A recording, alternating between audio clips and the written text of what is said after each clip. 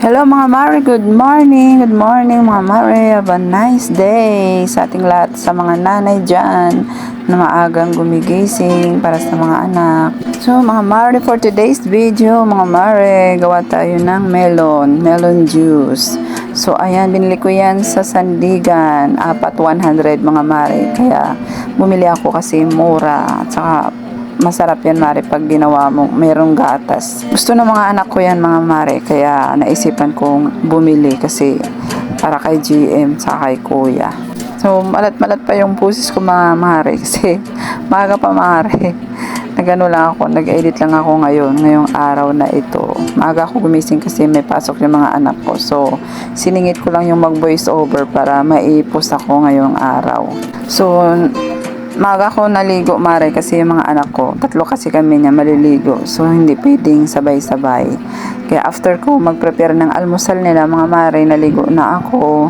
Tapos habang hinihintay ko sila Mare magbihis, so ayan, nakapag-edit ako ng aking ipupos ngayong araw na to. Morning shift tayo ngayon mga Mare sa duty natin, kaya maaga.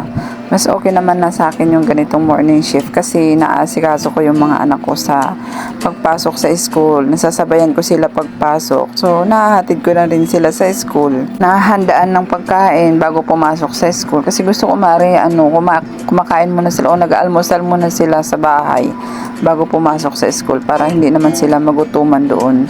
Pero may baon naman yan sila Mare. Kaya minsan yung baon nila hindi na nila nagagalaw kasi 4 hours lang naman sila sa school. So, pag uwi nila ng tanghali, may nakaprepare naman silang tanghalian dito sa bahay. Initin lang nila. So, ganun mga Mare.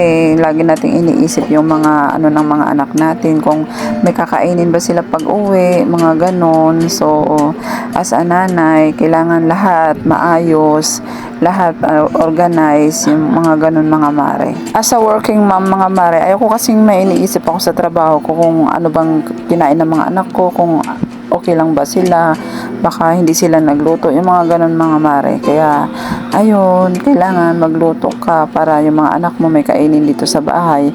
Ayoko naman kasi Mare yung magluto-luto sila kasi siyempre mga bata pa yan, baka mapano sila, maano ng mga mantika